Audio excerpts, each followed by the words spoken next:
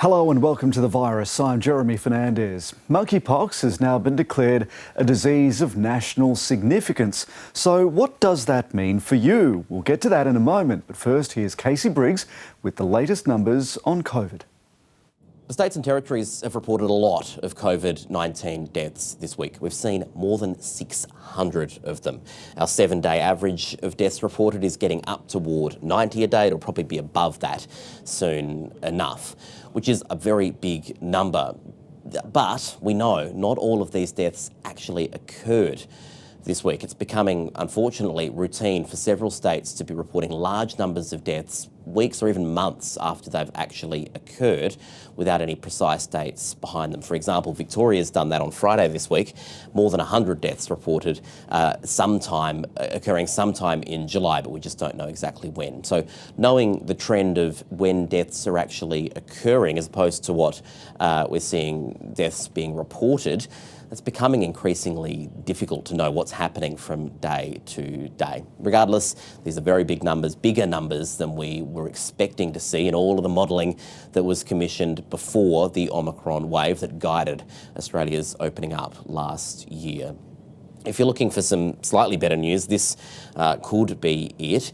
The number of people in hospital nationally with COVID-19 looks to have stopped growing this week. We've seen numbers this week as high as 5,500. That is a little bit bigger than what we saw in January with the Omicron peak, the first Omicron peak, we should say.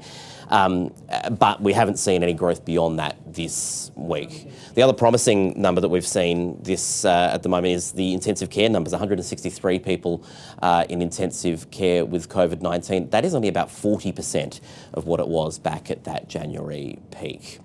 And we're also seeing case detection numbers trending downward at the moment, 45,000 across the country. The picture is different, though, from state to state. And while we no longer know, have a good idea of exactly how many cases actually exist in the community each day, we do think that this gives us a pretty good indication of whether the wave is growing or whether it is shrinking. Having said all of that, with all of these data imperfections that we're seeing at the moment, I don't think we're yet in a position to say nationally everywhere that this wave has peaked. And we know that the journey down the mountain of a COVID wave does tend to take a bit longer than the journey up that mountain. But these are some early signs that we do very much like the look of. Another positive sign is just how many fourth doses of vaccines are being administered. Australia's at about 3.9 million fourth doses right now, and that includes more than 2/3 of the 70-plus age group. We know that fourth doses are probably going to be administered slower than we saw first and second dose numbers, but it is nonetheless very good to see the people who benefit most from those fourth doses taking them up in healthy numbers. Now, if you've had COVID, this experience may sound familiar to you. You do your 7 days of isolation, you're no longer testing positive, but you still don't feel quite 100%. So what is recovery meant to look like? Vaso Apostolopoulos is a professor of immunology and infectious diseases at Victoria University, and she joins us now. Professor, welcome to the program. A lot of us can relate to that feeling. Tell us what is actually going on inside a person's body when they're recovering from COVID. The virus actually, causes a lot of different issues in the body. There's a lot of inflammation. The virus enters a lot of different cells. It's not just the lungs that the virus goes into. There are little receptors or little markers that the virus attaches to and gets into the cells. And this receptor or a marker is expressed in a lot of different tissues. So, it's not just the lungs, it's in the brain, there's in the gut, in the liver, in the heart, all sorts of different areas. So once a person recovers, the virus is actually, and subsequently to the virus, there's a lot of inflammation that's happened. So once the person recovers, there's a small percentage of people will still feel tiredness, extreme fatigue. Might have shortness of breath, heart palpitations, chest pain, some tightness, problems with memory and concentration. The taste and smell might not have come back if they had lost their taste and smell. some dizziness. So it's about, say, 10% of the people will report such symptoms. So these are usually would last up to about 12 weeks post recovering from COVID.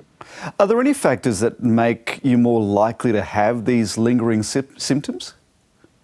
No, I mean, it could affect anyone. I mean, people that were perfectly healthy or had no underlying issues previous to contracting COVID could have these symptoms, or even people that had many underlying issues might not even have any of these symptoms. So it's not really, you can't really predict who will have these short COVID, we would call it, these symptoms for a short time after COVID. There's a temptation for a lot of people, and even a necessity, to want to bounce back and get into normal life again. To what degree is that useful, and to what degree should we kind of sit back and kind of take it easy? Well, look, a person can, get back and bounce back as soon as they feel right. Obviously, if they're feeling tired, just take it easy. If they have, headaches or shortness of breath, just take it easy, see your doctor, and try and get treatment to feel better. But the main factor is this inflammation, and there's been inflammation to those organs. It could affect any organ, like as I said, the heart, the brain, the gut. So people might even have diarrhea post recovering from COVID, even liver inflammation. So there's a lot of inflammation happening. So it will take some time for that inflammatory response to go away. At what point does it become long COVID, and a point at which you should start to seek help?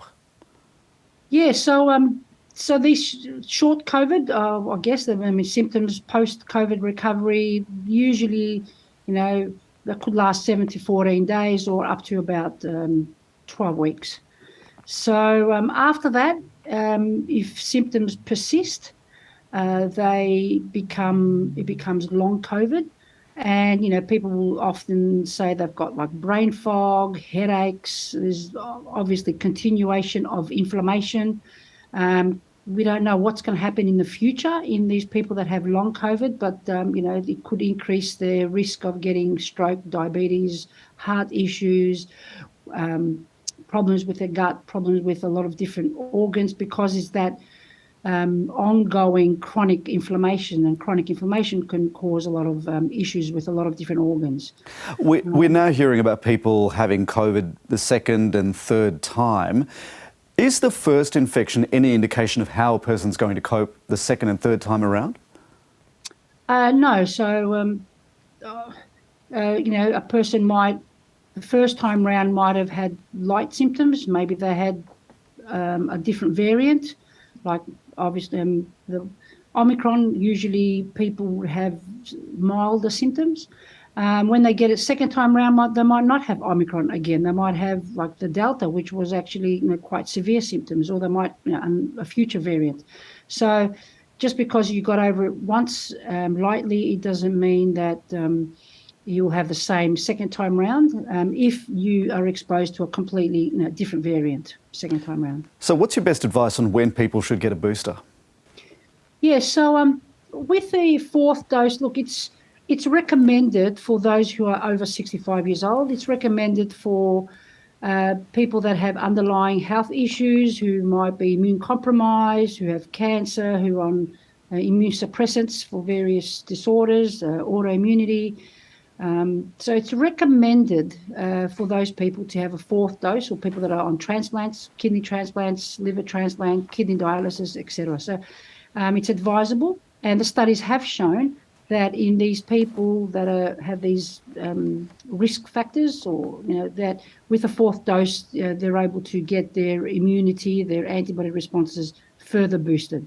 Professor Apostolopoulos, thank you so much for joining us. Thank you. This week, much of the world's attention has focused on another virus, monkeypox. Australia's Chief Medical Officer has changed the classification of the disease, meaning resources like vaccines must be deployed for any outbreak. Associate Professor James McMahon is an infectious diseases physician at the Alfred Hospital in Melbourne. He joined me earlier from Montreal, where he's attending the International AIDS Society meeting. I asked him what health officials around the world are saying about the risk posed by monkeypox. Well, it's certainly a huge outbreak. You know, monkeypox was a viral infection that was confined to Africa, and now there's this global outbreak. Over 20,000 people infected, and certainly many people infected in Australia, not as many as other countries in the world. So it's clearly a virus of global significance, as declared by WHO, and now also recently in Australia as well. So there is a potential for more severe disease and causing a lot of morbidity for infected people. Luckily, the global outbreak at the moment is not causing a lot of severe disease. So that's one good thing, I suppose, initially. Why is it that gay and bisexual men and men who have sex with men are overrepresented in the case numbers? Yeah, it's a really important thing to acknowledge. I think that gay and bisexual men are the vast majority of people that have been infected with this virus. It's really important that we don't stigmatise gay and bisexual men because of that, but it's important to acknowledge it. The virus is spread by close contact. It's not like COVID, which is an airborne virus moving in more distances. And gay and bisexual men in sexual contact or non-sexual contact have close contact, can easily transmit the virus to each other. Look, gay and bisexual men also are very aware. Things like, for example, the HIV pandemic. Gay and bisexual men can be very good at mobilising and aware of their health. And can be very good at presenting for testing, for example.